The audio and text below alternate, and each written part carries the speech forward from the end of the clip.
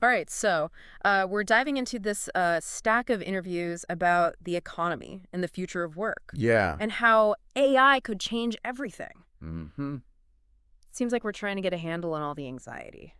Well, everyone is. Yeah. It's interesting how a lot of these experts connect the anxieties to AI. Yeah. It's like two sides of the same coin.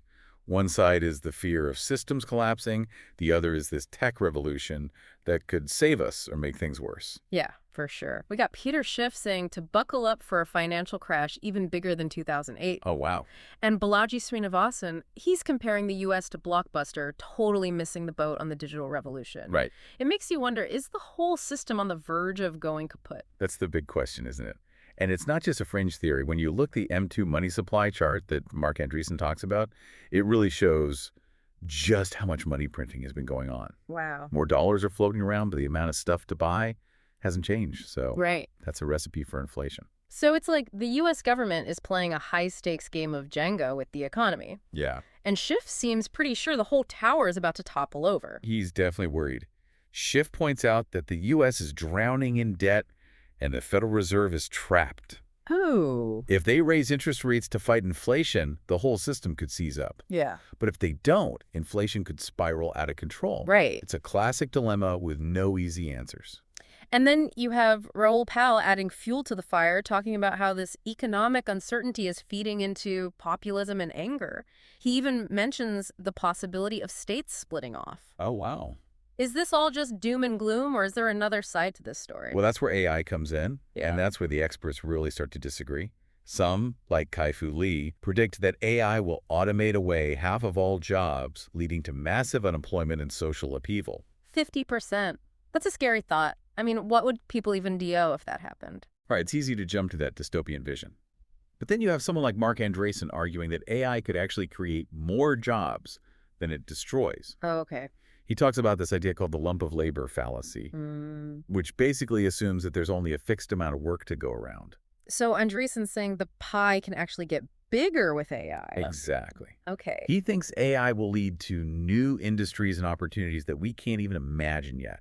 And Ahmad Mustak takes it a step further, suggesting that AI, especially the open source kind, could actually make us smarter. So instead of AI taking over, it Yeah. could be more like AI working with us, kind Yeah. of like a superpowered assistant. Right. That's definitely a more optimistic take. It is. Mustak even believes AI could revolutionize things like education and healthcare, Wow. making them more personalized and effective. Okay. But it all comes down to how we develop and use this technology. Sure. Which brings us to you. How do you see AI potentially impacting your own work?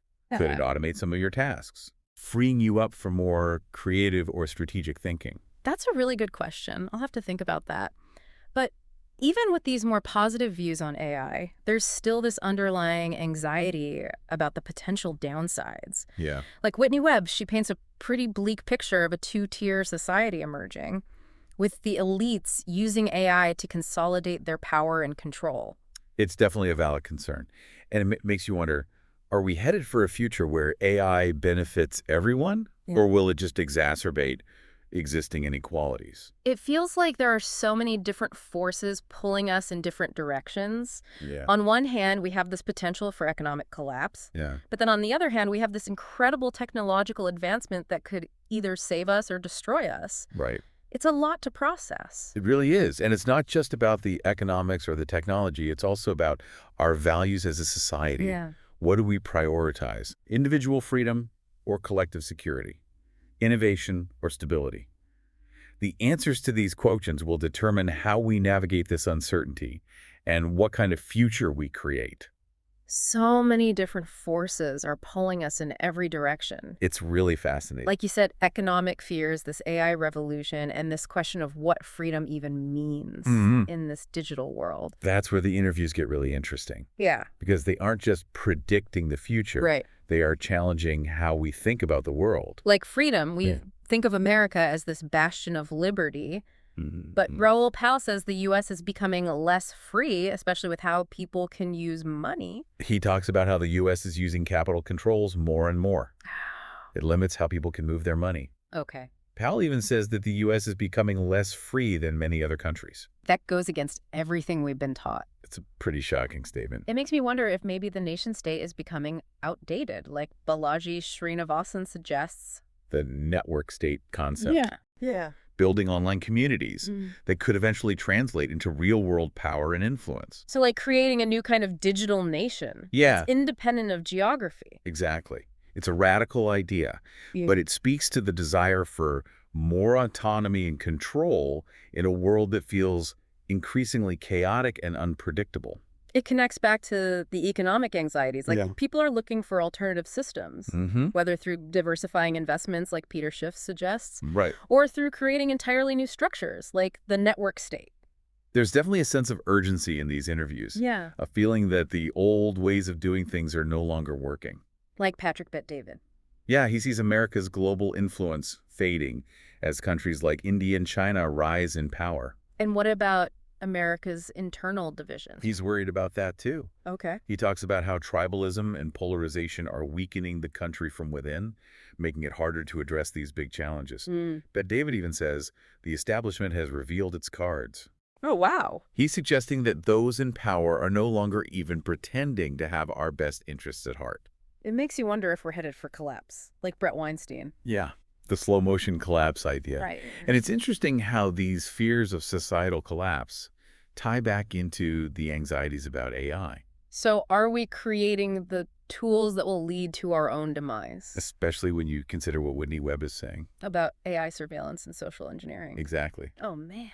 She paints a picture of how organized crime and intelligence agencies could use AI to manipulate people and control information. And this is already happening. She suggests that it is. It's not just robots taking our jobs. It's about AI being used to erode our freedoms and manipulate our thoughts. That's the darker side of AI. Yeah, It's something we need to be aware of. for sure. But it doesn't have to be all doom and gloom. Right. Like Mustak keeps saying, it's about how we choose to develop and use this technology. If we prioritize transparency and open source development, we can create AI that empowers individuals and strengthens democracy, not undermines it. But how do we ensure that happens? Right. It feels like technology is evolving so quickly, it's hard to keep up, let alone control. Well, that's where it comes back to individual responsibility and critical thinking. So don't just take their word for it. Exactly. Think critically about what they're saying. That's what makes this deep dive so valuable. Yeah? It's not about giving you all the answers. It's about equipping you with the tools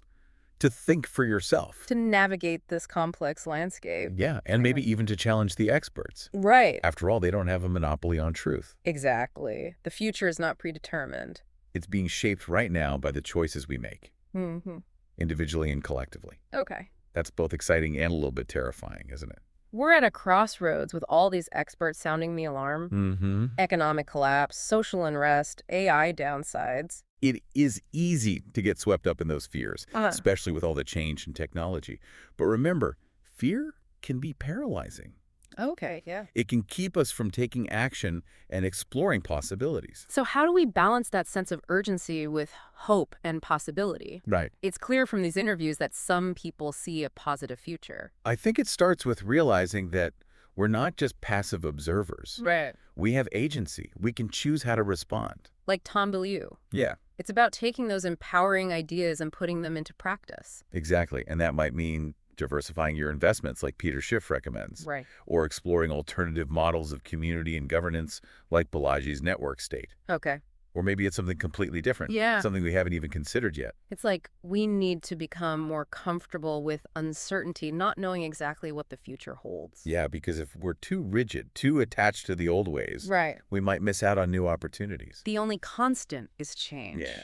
So maybe instead of resisting it, Yeah. we need to surf those waves of change. Exactly. And that's where John Vervaeke's emphasis on shared narratives comes in. People need a story to believe in, a framework.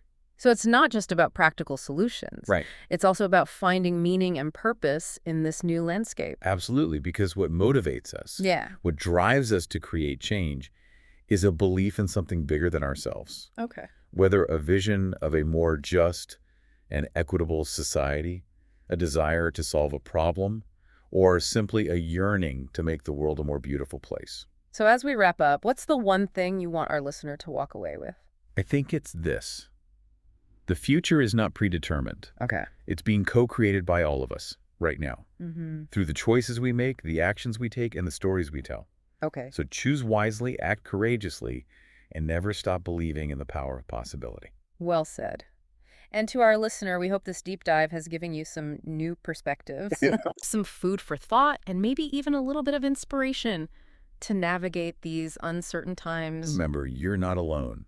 We're Right. all in this together. Yeah. And together, we can create a future worthy of our hopes and dreams. Thanks for joining us on this deep dive. It's been a fascinating conversation,